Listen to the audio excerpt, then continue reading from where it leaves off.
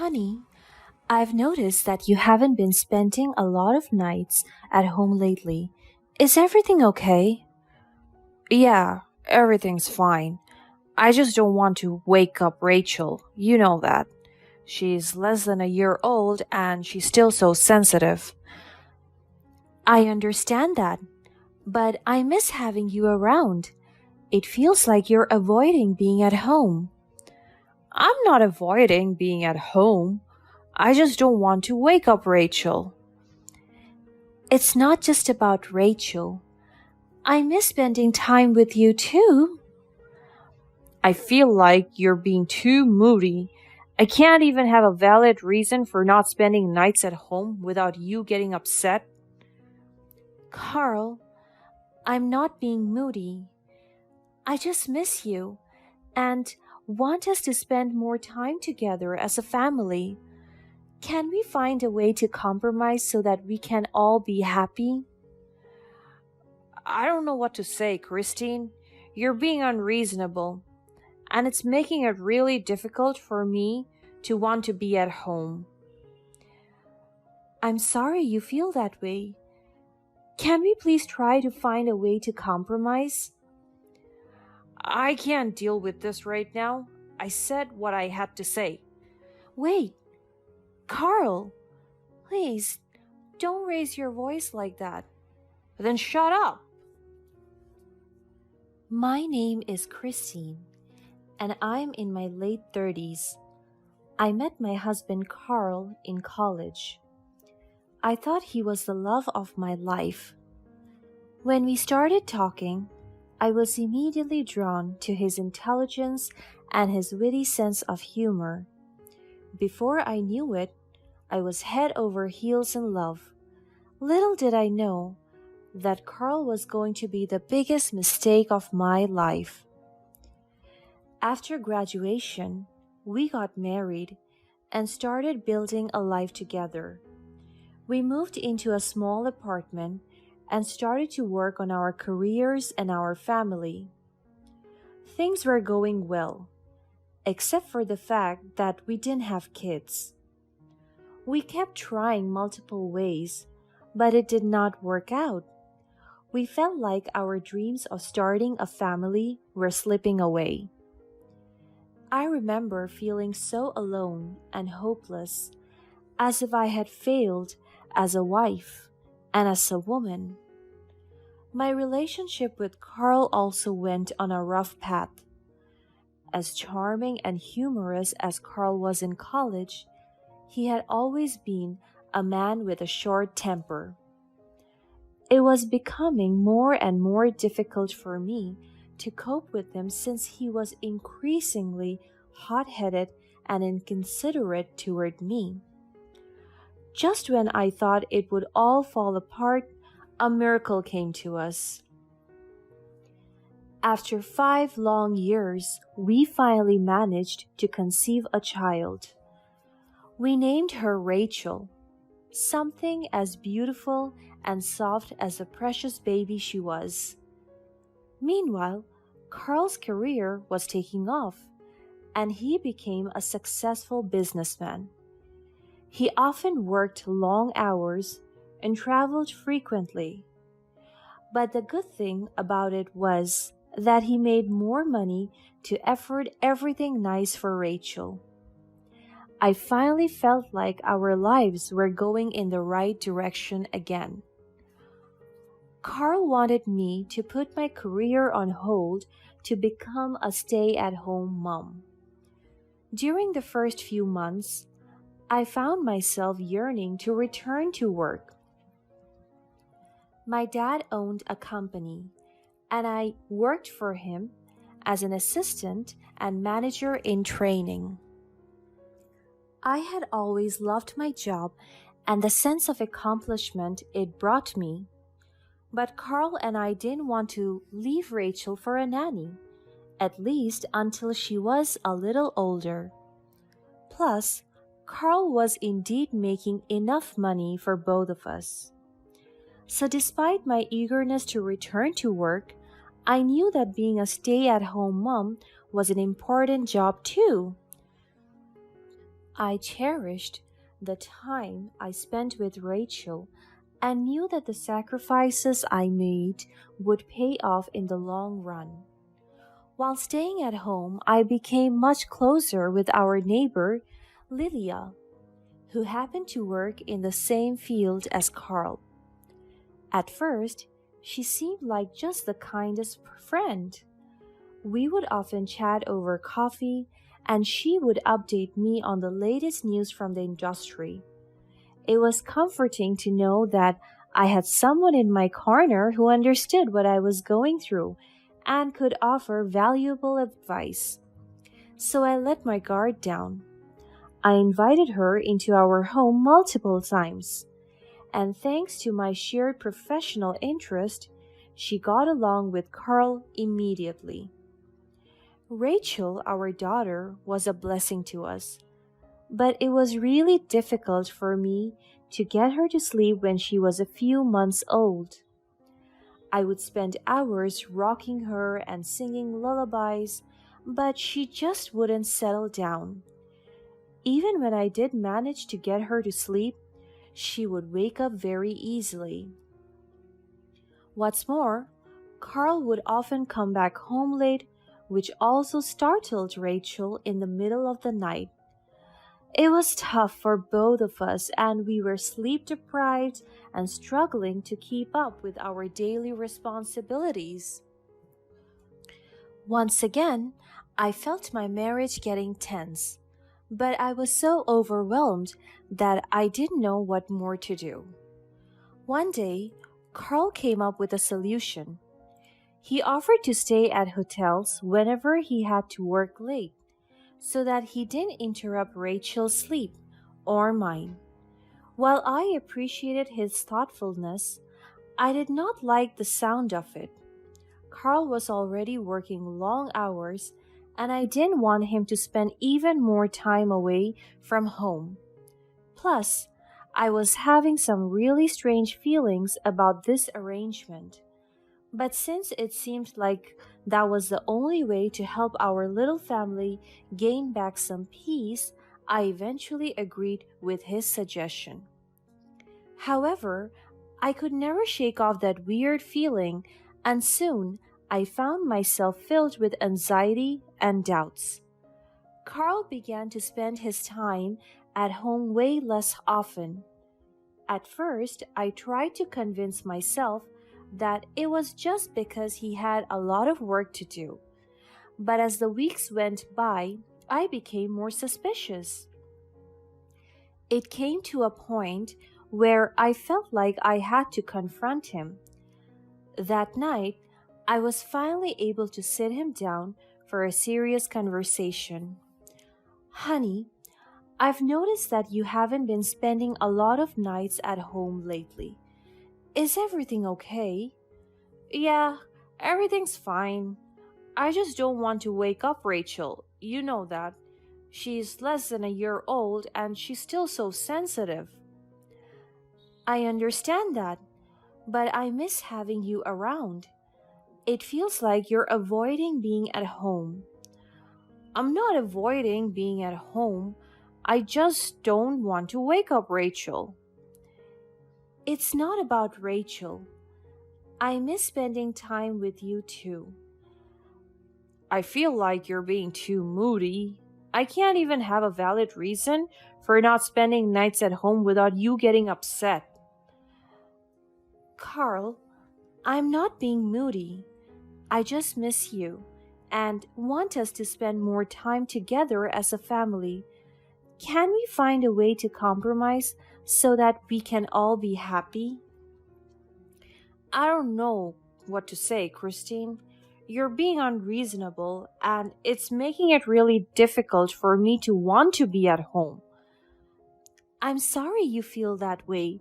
Can we please just try to find a way to compromise? I can't deal with this right now. I said what I had to say. Wait, Carl, please don't raise your voice like that. Then shut up. Carl was looking at me so intensely, I felt chills running along my bones. I had always known He had quite a short temper, but whenever he raised his voice at me, I couldn't help but shiver. Sometimes I wondered if it was healthy for me or Rachel to be under the same roof with him. It's like I always had to walk on eggshells around him. Overwhelmed with thoughts, I didn't know what to say. Then, one day, Carl accidentally left his phone at home when he left for work.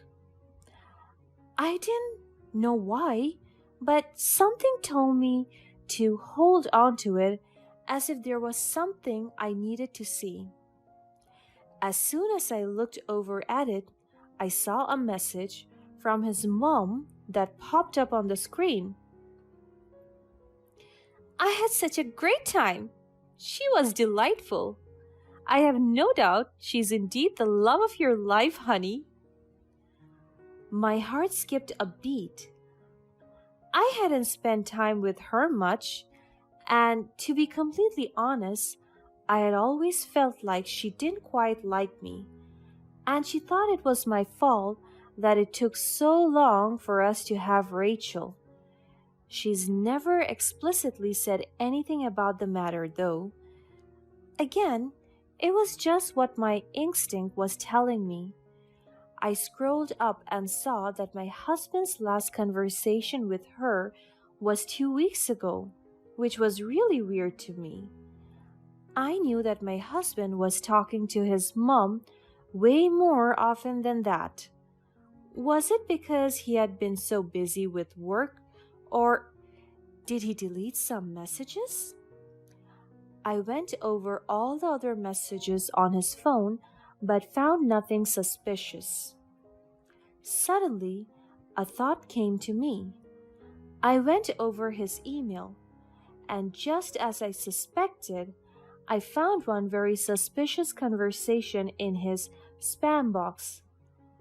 It was with someone who signed as Josh Marketing Depp, but their email address was a completely different name. Their chat was odd too. This person would send my husband very short emails like, "Have you done the report?" or "Did you see the new performance chart?" And my husband never replied. It looked to me like this Josh was not who he seemed to be. So many thoughts were clouding my mind. At that exact moment, I heard a car approaching our garage door.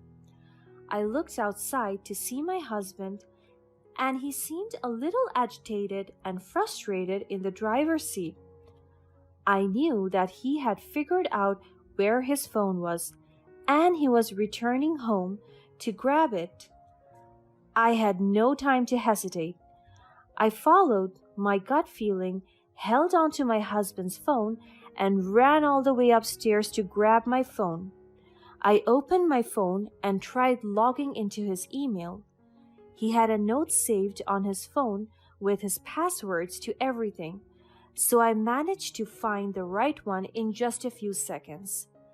Then I used his phone to verify the login on a new device. The last step was to delete the verification email as if nothing happened. Just when I was finished with everything, I heard him walking up the stairs. I held onto his phone and walked toward him, acting like I just found it in the bedroom. "Honey, did you forget your phone?" Yeah, I thought I left it downstairs." "No, it was here." "Really? Pretty sure I bought it down here when I was having breakfast, though." "I'm not sure, honey. Just found it here. You might want to leave for work, though. It's getting late." "Right." Carl looked at the clock and tightened his eyebrows. He hated being late. Just like that, he left the house again. I was literally sweating, and I felt so bad for lying to him, but it just seemed like what I had to do. A few days later, Carl had to spend the night at a hotel again. After wishing him good night, I couldn't sleep and held onto my phone.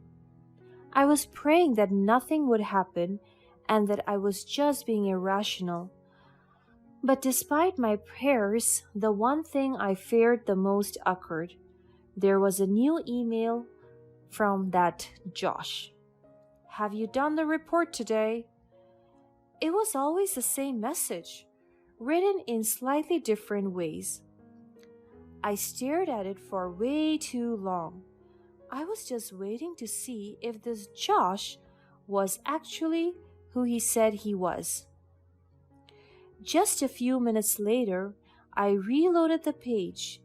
A new email had popped up, which appeared to be a response from my husband.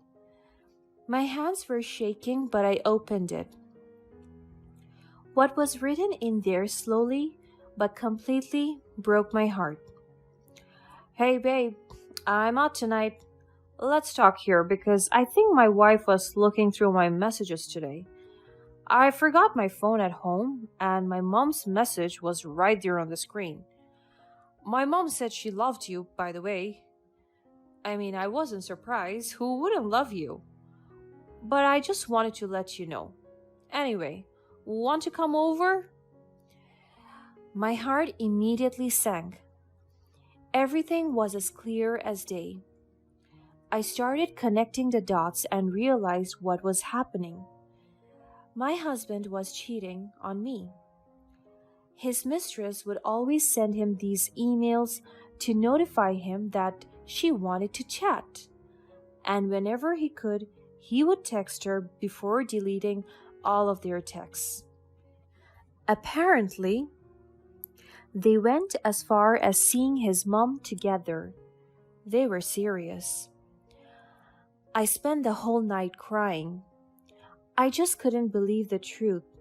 After so many years of pouring my heart into building the marriage, pulling myself up from there was definitely the hardest thing I had ever done. Eventually, I knew that I had to protect myself and my precious Rachel. We both deserved a better life. The next day, I planned to ask Leela to watch Rachel for me, while I would follow my husband to work. I wanted to find out who his mistress was. At the very least, I wanted to know what I was dealing with. But before I could take any action, the truth hit me like a truck. When I drove to Lilia's house to drop off Rachel, I lingered around a bit to chat. In the middle of our conversation, she had a phone call. I accidentally glanced at her screen for just 1 second when it lit up, but I saw it. The person calling was named Love of My Life with a heart emoji. I immediately thought of the text message from Carl's mom the other day, and once again, my world was turned upside down. It turned out that my husband was cheating on me with my best friend. Despite the countless emotions in my chest, I kept calm. Leela seemed flustered and tried to explain to me that she had been seeing someone, but it was nothing serious. She said that Love of My Life was just a silly nickname they gave each other after watching a nice romance movie. I gave her a smile, thinking of how much she must have been laughing at me this whole time. Of course, I couldn't stay there with her for too long. I brought Rachel back and started thinking about how I could deal with the whole situation. After days of grieving and considering all the options I had, I came up with a plan. First, I called my dad and asked him to find me the best lawyer in the city. Then, I checked my husband's email whenever I could to keep myself updated on what they were saying to each other. Shortly after, I found out that the only reason Carl hadn't divorced me was because of my father's business. He was waiting for me to inherit my father's company before filing for a divorce. Then he would marry Lilia. He wanted half of whatever I owned. No wonder why he had been warming up to my father so much. The truth was hard to accept, but I had cried enough. I decided to use Carl to my advantage.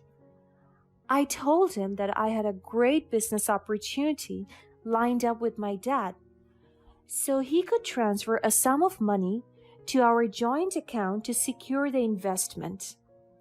I knew that Carl was willing to invest a lucrative opportunity as much as he wanted my dad to trust him. The plan worked out much better than I had anticipated because Carl even borrowed from Lilia more money to invest. There was no contract and no promise. But Carl didn't suspect me for one bit. He somehow thought that I was still that stupid, naive wife. After a few months, the time came for me to take my revenge. I filed for divorce from Carl and sued him for cheating. The news hit him really hard, but I didn't owe him an explanation. I simply left our home and never looked back. Thanks to my dad's powerful legal team, I successfully claimed Rachel's custody and all of our joint properties. Carl was broke and had no choice but to pay up. Lilia left him almost immediately, and her affair with my husband became the news of the industry. She was the laughingstock for everyone, so much so that she had to quit her job. I felt a sense of relief knowing that justice had been served.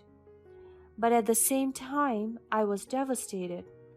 My marriage was over, and I had lost someone who I thought was the love of my life. However, I knew I had to be strong for my daughter. I used the money that I had won from the lawsuit to provide for her and ensure that she had a comfortable life. We moved into a new home and started a new life together. I got back to work and started to rebuild my career. Over time, everything started falling into place. My career was going great, and I managed to regain that confidence I once missed so much. Rachel grows up to be such a beautiful, kind-hearted, and I'm so proud of her. Now, I am at such a good place in my life. Rachel is old enough to become my closest friend. She's even been encouraging me to get out there and start dating again. For the first time in so long, I feel so fulfilled and hopeful about everything in my life, and I have my beloved family to thank for it.